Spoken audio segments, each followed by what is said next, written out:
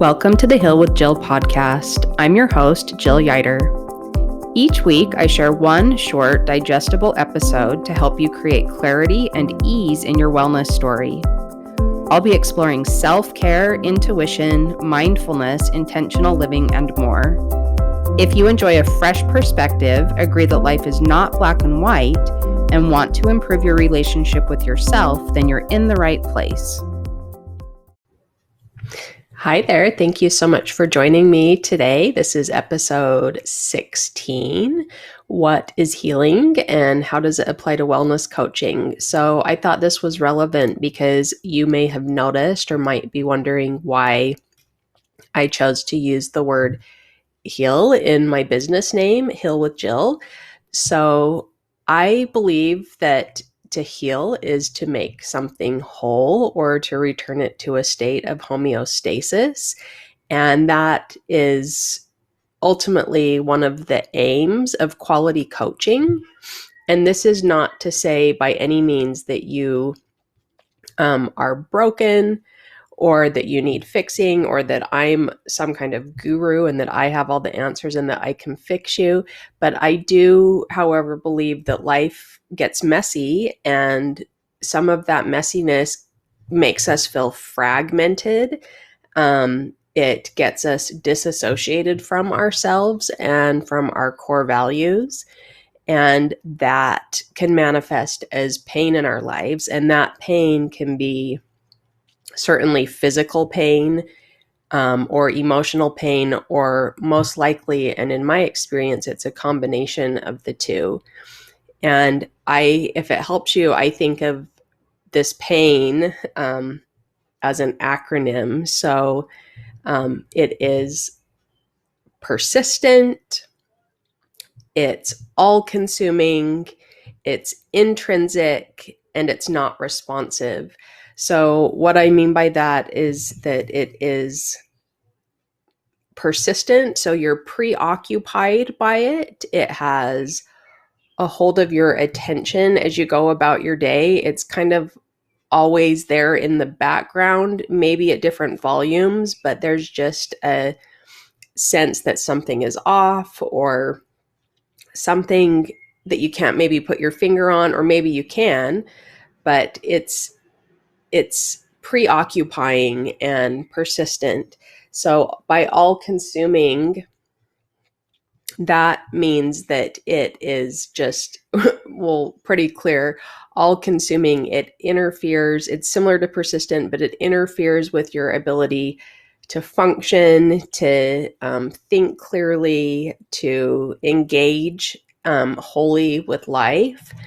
And intrinsic is that it could be that it's very much inside you. And so it could be even confusing because there might be a disconnect between what is really going on in you and maybe what others perceive, or what is even going on in your external life by maybe an onlooker's view of your outer world. Things might be pretty cruisy, but your intrinsic landscape might feel quite contrary to that.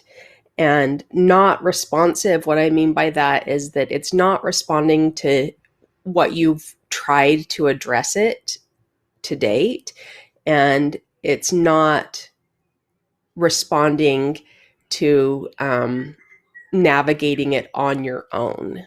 So that's just kind of maybe one way of thinking of that pain as persistent, all-consuming, intrinsic, and not responsive. And so I view that pain as a signal that something in your life is out of alignment and it needs your attention. And the beauty of quality coaching is that it provides a safe and trusting environment to explore the core issue, and then working through a process of what would be the appropriate next steps. So healing, in my experience, is not a linear path. Ideally, it has an overall trend of heading in the direction of where you would like to go. But the nature of being human is that there's going to be ups and downs along the way. And so collaborating with a coach ensures that you keep that overall trajectory headed in the direction that you would like it to be going. And this happens, in my opinion, by taking intentional action towards your goals. Now, I feel like there is a lot of talk in the coaching world about action and taking action, and action is where the money is, and everything is wrapped up in action. But from my perspective, the action needs to be really intentional. And sometimes the action can even be that you're waiting, that you're not taking action. And that has an intentional quality to it as well, depending on all of the circumstances in your life.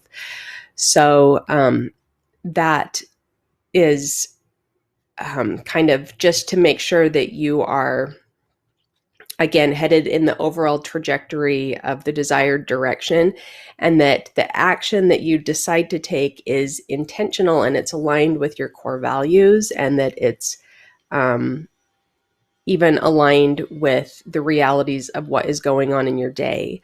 So, if you kind of thought of that intentional action on a scale, I do like to use the example of a scale a lot because it helps us get out of black and white thinking. So at one end of the scale regarding action would be total apathy, just choosing to take no action whatsoever. The other end of the scale would be, oh, action, I can take all these actions, I can complete all these tasks, but the essence behind the action is just really lacking soul.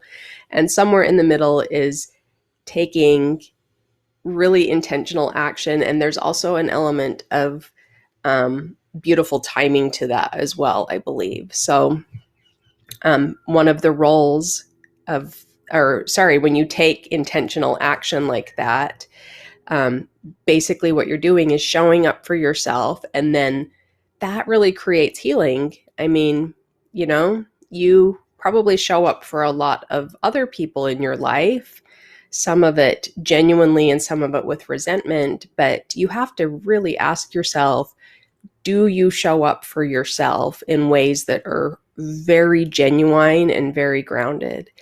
So one of the roles of a really good coach is to ask good questions, and that provides the backdrop so that you can see and hear yourself more clearly. And so sometimes that clarity